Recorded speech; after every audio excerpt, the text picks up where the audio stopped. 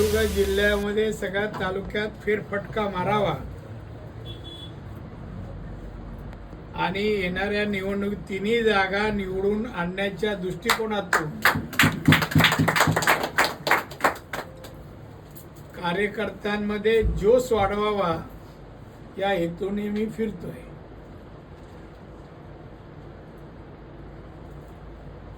कार्यकर्त्यांमध्ये अतिशय उत्साह आहे. यावेळेला निर्धार आहे कार्यकर्त्यांचा. लोकसभेला तिन्ही मतदारसंघातून मताधिक्य दिल्याने यावेळेला तिन्ही मतदारसंघात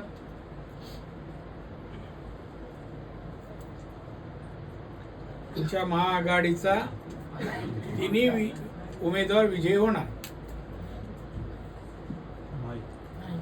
माहिती करेक्शन तुम्ही करा.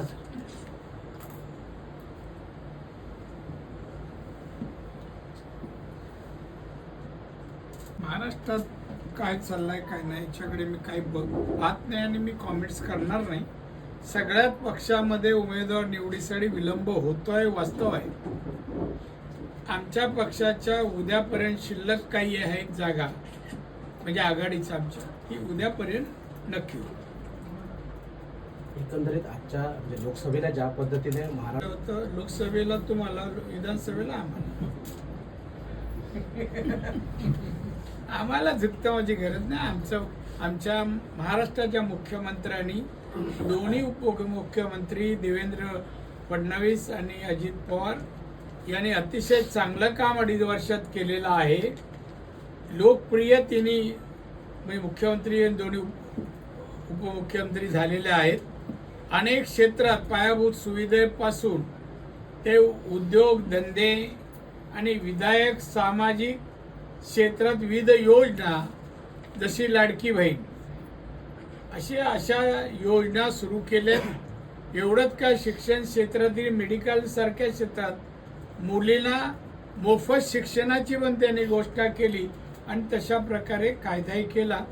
त्यामुळे आमचे मुख्यमंत्री आणि दोन्ही उपमुख्यमंत्री यांनी महाराष्ट्र हा एक लोककल्याणकारी राज्य व्हावं या दृष्टीने ते काम करतायत आणि ही कार्यपद्धती आम जनतेला आवडते आहे.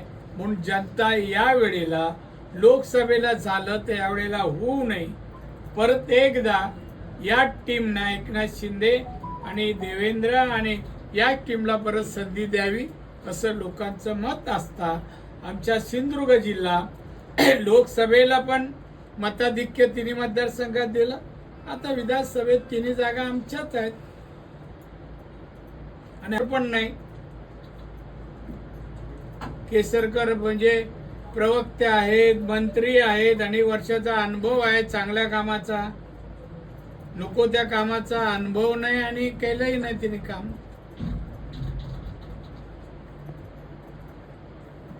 फॉर्म शोधात आहेत, कधी मिळते आणि करते. ही पाळी आमच्याकडे नाही. आपल्याकडे बोलून चल बाबा तू लट हमखास. त्या एबी फॉर्म साठी काही द्यावं लागतं का, म्हणून अजून राहिला असेल तो एबी फॉर्म, म्हणजे ज्यांच्याबद्दल तुम्ही बोलताय? नाही, त्यांना सवय आहे तसं होईल. त्यामध्ये आज बोलणं अजून शिल्लक ठेवायला पाहिजे ना. एका दिवशी नको ना, अजून कन्फर्म तर हो दे, मग आपण काढू ना सगळं. मुक्काम कुठे, राजधानी कुठे, उपराजधानी कुठे, पोटघर कुठे, ते सगळंच काढू ना आपण. सगळी घरं मी उचलून टाकणार. भाजप आणि शिवसेना, म्हणजे कालच्या प्रवेशानंतर शिवसेना पण इथे वाढली आहे जिल्ह्यामध्ये, तर भाजप आणि दोन्ही पक्षात ताकद आलेली दिसते. तिघं एकत्र असताना कोण वाढली कमी झाल्याचा प्रश्न नाही. तिघांनी मिळून हे युद्ध जिंकायचे, ही सत्ता परत आणायची. आम्हाला सत्ता परत मिळवायची, जनहितासाठी, लोककल्याणासाठी परत सत्ता पाहिजे, स्पर्धेसाठी नाही. तेली आणि उपरकर तेली राहतात पुढे, नाही पुढे राहतात, मला माहित नाही. कणकवलीत काय सध्या सावंतवाडी सध्या सांगतो काय, नंतर कुडाळ होईल. त्याच्यामुळे दोडामार्ग नंतर आउट कर्नाटक. त्याला त्याची पात्रता नाही टीका करायची दोघांची. मी 90ला आलो, दोघं कुठे होते, कोणत्या घरात होते, कोणाच्या घरात विचारा. हा मुंबईला घर जे आहे VKC मध्ये राजन तेलीचं, विचारा कोणी दिलंय ते. दुकान जळलं राजन तेलीचं, कोणी उभं राहून दुकान बांधून दिलं ते विचारा. घर नाही पत्ता. असे लोक आज माझ्यावर टीका करतात, आश्चर्य नाही का? कृतज्ञ म्हणतात याला, केलेल्या उपकाराची जाणीव न ठेवणार. आणि दुसऱ्याबद्दल काय बोलायलाच नको. काही दिवसापूर्वी एकनाथ शिंदेच्या कॅबिनच्या बाहेर पाहिलं होतं. हे ज्यांचं नाव घेतलं तुम्ही, ते आमच्या रवी चव्हाण बरोबर दिवस रात्र कामासाठी फिरत होती. आज तिकडे स्थान आहे का? बरं, यांचं जिल्ह्यासाठी योगदान सांगावं पत्रकार मित्र. सांगा योगदान. एखादा पूल, एखादा रस्ता, एखादं पाटबंधारे प्रकल्प, एखादी शाळा, एखादं कॉलेज, एखादी बालवाडी. तरी तुम्ही बघता ब्रेकिंग न्यूज पाहिजे, पण हे बघा की विधानसभा लढवत असताना त्याचं कार्य काय आणि कोणावर टीका करता. अरे माझ्याच गाडीत पुढच्या बाजूला बसायचा, पेट्रोलही माझं, गाडीही माझं, आणि असे लोक माझ्यावर टीका करतात. कमाल आहे. त्यांना काय म्हणजे, मी एकाला विचारलं एक दिवशी माझ्या टीका करणाऱ्याला, बाबा रे एक जिल्ह्यातलाच आहे आणि कणकवलीत, तू काय रे टीका करतो? मंत्र्याचं भेटला, बोला बाजूला इकडे रे, का टीका? दादा राग मान नका. बोल का? हो तुमच्या टीका केली नाही तर पेपर में नाव कसं येईल त्याला सांगा ना मला. म्हणजे पेपर नाव येण्यासाठी माझा उपयोग करतात, ही यांची विचारसरणी. पत्रकारांनी सिंधुदुर्ग जिल्ह्याच्या आणि महाराष्ट्राच्या हितासाठी जी विचारधारा आहे, जो पक्ष किंवा जी आघाडी करणार आहे विकास, त्यांच्या बाजूने त्यांची बाजू मांडावी अशी माझी विनंती आहे. मी काय काल परवा आलो नाही. आल्यापासून कणकवली माझं ठिकाण कणकवलीच आहे. त्यामुळे हे असले ना फायद्यासाठी इकडून तिकडून फिरणारे, त्याने घरी बसलेले बरे. यांनी समाजामधली विषमता वाढवण्याचं आणि जनतेचं शोषण करणारी लोक आहेत. उपरकरला विचार, तुझा नोकरी कुठे करतो किंवा तुझा धंदा काय सांग. पत्रकारांना अधिकाऱ्यांना ब्लॅकमेलिंग करण्यापलीकडे उपरकरचा काय धंदा आहे तुम्ही सांगा. अरे खुल्ला पेपर करा, वृत्तपत्रांना ब्लॅकमेलिंग करतो, हे करणार ते हे करू ना ते हे करू. तेच अधिकाऱ्यांना, तेच कॉन्ट्रॅक्टरदारांना, या तिघांवर त्याचा संसार चालतो. कोणाकडून तांदूळ, गहू आणि डाळ झालं. कोणी असतात गृहमंत्र्याशी बोललोय, ते प्रयत्न करतात चालू ठेवण्यासाठी. मी एवढं कुठल्याही परिस्थितीत बंद करू नका.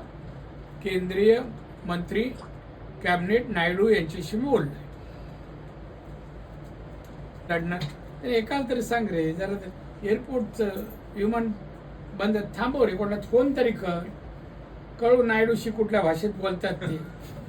हा काल केसरकर म्हणाले या नुसतं कोणी म्हणायचं बोलू नका, एकदा विषय समजून घ्या.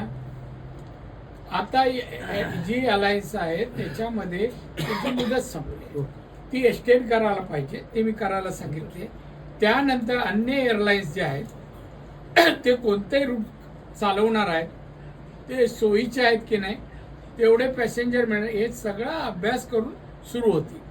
ते पण मी पत्र दिलेलं आहे, सांगतो बोलतो. आता ह्याच्यातून मला दिल्लीला जायला मिळेल त्यावेळेला मी रेल्वे मंत्र्यांना भेटतो. का जावं लागतं? सरकारी हॉस्पिटल आहे, आमचं हॉस्पिटल आहे, सांगा ना मला का जावं लागतं? दादा इथल्या हॉस्पिटलमध्ये सध्या डॉक्टर नाही आहेत. कुठल्या? आमच्या आहे ना इथल्या. अरे आमच्या नाही, एखाद्या कुठला नाही म्हणून सोयीचं वाटलं गेलं. काही लोकांना हौस आहे खर्च करायची पैसे. असं म्हणजे कणकवलीचे काही लोक तिथे न विचारता डायरेक्ट बांबोळी ना, ते बरोबर बोलतो ना, मग तिकडे घेऊन जात. अरे पण काय, एका एक घेऊन गेला, छातीत दुखतं घेऊन गेले. 2 काच नको मला 3 मिनिटं स्टेन घालून घेतली. खरं ऑपरेशनची आवश्यकता होती का? 3 वय वर्ष 35 काय न पाहता जातात हौस. तो तरुण होता 35 वर्षाचा, आता वृद्धावस्थेत वावरतोय, तिकडे गेलाय. आमच्या सिंधुदुर्गाचं पाणी गोव्याचा पाणी फरक आहे ना. तुझा विचार प्रश्न. विषय काय, आता सावंतवाडी हॉस्पिटलची परिस्थिती बघितली तर टाके सुद्धा त्यांच्याकडे असतात, टाके घालायचे असतात ना, ते सुद्धा हे बघ, नसतं. या निवडणूक काळात तुम्हाला घेऊन मी जाईल, नाही तर हेल्थ मिनिस्टर इथे बोल करून देईल. हा, आमचं सरकार आहे, मी करेल. तिघांचं हा, तीनही मतदारसंघात किती मताधिक्यानं ते निवडून येतील? 50 वर्षतील तिघे. माझं तर कणकवली आणि कुडाळच्या उमेदवारांचं विरोधकांचं डिपॉझिट जप्त करायचं आहे मला. आणि केसरकरने मनावर घेतलं तर तिसरा पण. त्याचं तर जायला लोकच नाही. गाव कुठे, राहतो कुठे, काम धंदा नाही, काय नाही, तोडपाणी, याच्या पलीकडे काय. राजा तेलीचं सांगावं. ऍसेट जे जमवलंय, कोणता उद्योग करून जमवलं त्याने ऍसेट? ते पेपर काय मला काय लिहित नाही, बोलत नाही, कळत नाही मला. आता मी ब्रेकिंग न्यूज चॅनलला बोल, तुम्ही नाही लिहिलं तर मी त्यांना पण. केसरकरांनी मनावर नाही घेतलं तर तुम्ही केसरकरांनी जर मनावर घेतलं नाही तर तुम्ही मनावर घेणार का? मी नेहमीच मनावर घेतो. मी मनावर घेत असं काही नाही. आपलं सीझन वाईज मूड नाही माझा. आणि हे काय आपल्यासमोर काय घेत कोण होते हो? यानं उभं मी केलं. 90 पुरी कुठे होते हो? पुड्या बनवत होते दुकानात, दुसऱ्याच्या घरी राहायला होते. आता हे सावंतवाडी घर आहे ना, ते मी ऑफिसला जागा घेतली होती. आणि त्याने जास्त जर तोंड उघडलं ना तर आपलं काम 23 नोव्हेंबर नंतर सुरू होईल.